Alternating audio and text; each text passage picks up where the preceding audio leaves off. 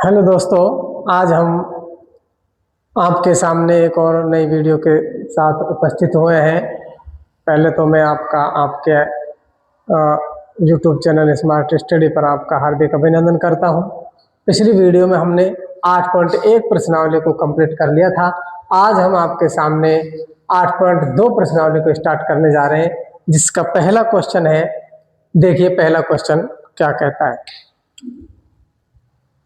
निम्नलिखित एक युग्मों का गुणनफल ज्ञात कीजिए। निम्नलिखित एक पदी युग्मों का, ये एक पदी युग्मों का गुणनफल ज्ञात कीजिए। देखिए पहला क्वेश्चन हम करते हैं। मैंने यहाँ पर 3 क्वेश्चन लिख लिए, तीनों को करते हैं। देखिए 4 गुणे 7p, इसको हमें गुणा करना है। बड़ा आसान तरीका। देखिए 4 सत्ते 28 और एक p और है यहाँ पर, इसको ऐसे लिख देंगे, ये आपका हो जाएगा आंसर।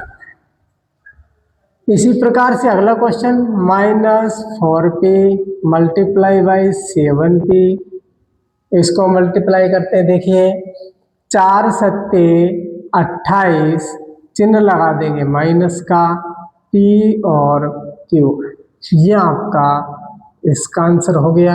आगे देखिए इसको भी हमें -4p मल्टीप्लाई बाई 7q, इसको मल्टीप्लाई करते हैं। देखिए माइनस का चिन्ह माइनस ही लगेगा, 4 सत्ते 28 p और q, इस प्रकार से ये आपका आंसर हो जाएगा।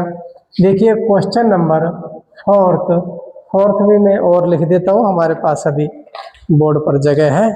तो क्वेश्चन नंबर 4 है 4p की घात 3 -3p। यदि इसको हम मल्टीप्लाई करें तो देखिए 4pq multiply by -3p, multiply कीजिए। चिन्ह यहाँ पर माइनस का है तो माइनस लगाइए। 4 तिया 12, p कितने हैं, p कितने गुणा में घातें जुड़ती है, मल्टीप्लाई में घातें जुड़ती है। इस पर कोई घात नहीं है तो एक मान्य होगा, तो ये p की घात हो गई 3 और 1 4। इस प्रकार से ये आपका फाइनल आंसर हुआ। अगला नेक्स्ट क्वेश्चन है क्वेश्चन नंबर 5 और इस क्वेश्चन का अंतिम क्वेश्चन 4p, 0, इनको हमें मल्टीप्लाई करना है। 4p मल्टीप्लाई बाई 0, और 0 से किसी भी संख्या को जो हम मल्टीप्लाई करेंगे तो आपका आंसर भी 0 ही आएगा।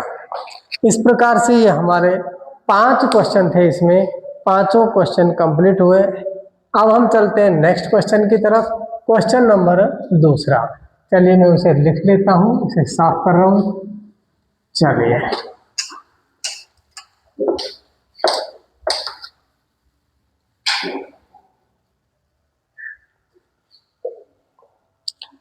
नेक्स्ट क्वेश्चन है, वीडियो रोक दी।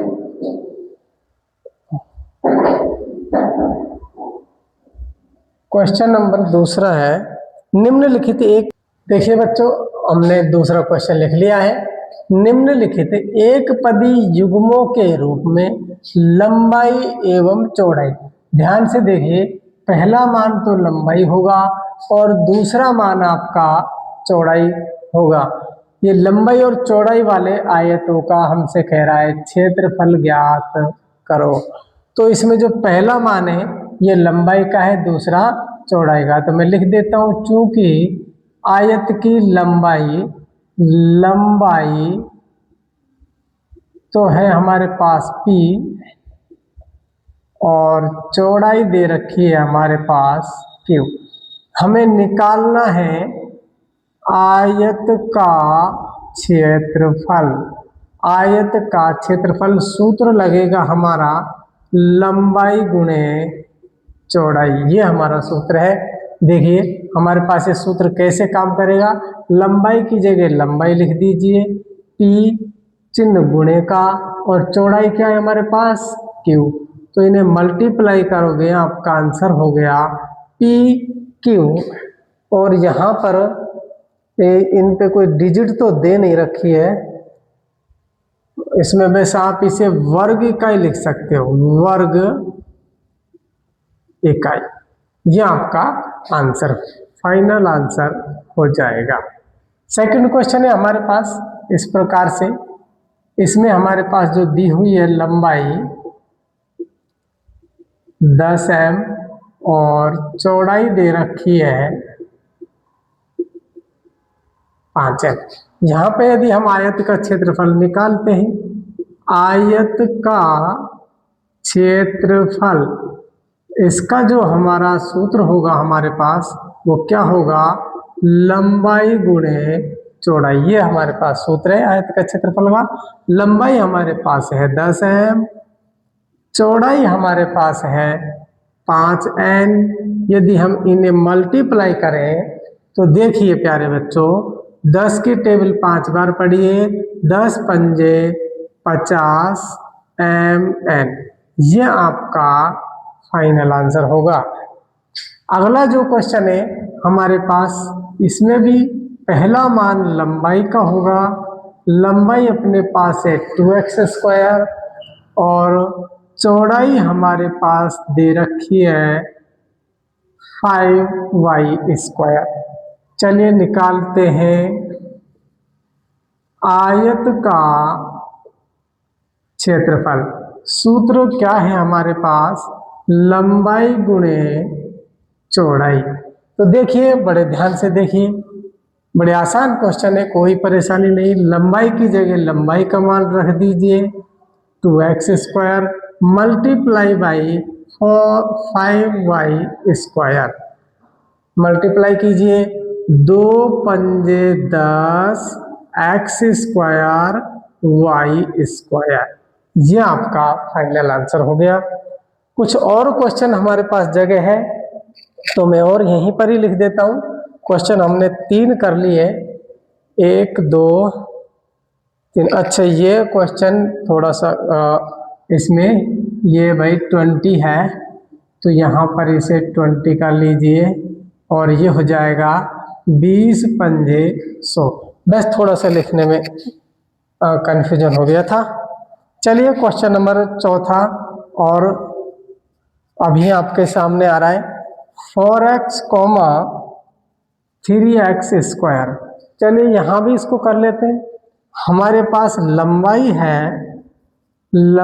है कितनी है, 4x है। चौड़ाई है हमारे पास, यदि मैं आपसे पूछूं तो आप क्या बताओगे, सर 3x²। बिल्कुल, चौड़ाई 3x² होगी। अब हम निकालते हैं आयत का क्षेत्रफल। सूत्र आपको पता है, लंबाई गुणे चौड़ाई। लंबाई की जगह हम लंबाई का मान रखेंगे 4x मल्टीप्लाई बाई चौड़ाई कितना 3x²। मल्टीप्लाई कीजिए, 4 तिया 12x⁻3। ये आपका, अच्छा ये हो रहे, सब में अपन को वर्ग इकाई लगाना है, वर्ग इकाई।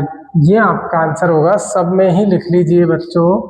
ये जो क्षेत्रफल होता है वो वर्ग, जब माप दो दे देता है सेंटीमीटर तो सेंटीमीटर वर्ग सेंटीमीटर लिखोगे, और यदि माप किलोमीटर में है तो वर्ग किलोमीटर लिखोगे, और कुछ भी नहीं है तो वर्ग इकाई लिखोगे।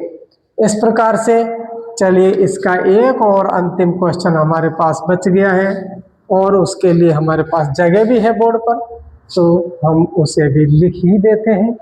चलिए देखिए, 3mn,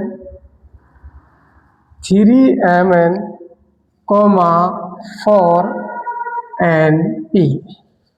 तो हमारे पास पहला जो मान है वो आपको पता होना चाहिए। मैं पूछूंगा भाई कितना है पहला मान, लंबाई कितनी है, तो आप बताओगे लंबाई है सर 3mn। चौड़ाई कितनी हो जाएगी अपने पास 4np। और इसका आयत का क्षेत्रफल का जो सूत्र है, आयत का क्षेत्रफल हमारे पास सूत्र है सर लंबाई गुणा चौड़ाई। लंबाई कितनी हमारे पास 3mn multiply by 4np, multiply करोगे तो 3 चौके 12, m तो एक ही है, n एक और एक 2 तो n स्क्वायर बनेगा, p हमारे पास एक ही है और यहाँ पे लिख दोगे, क्या लिख दोगे, वर्ग इकाई।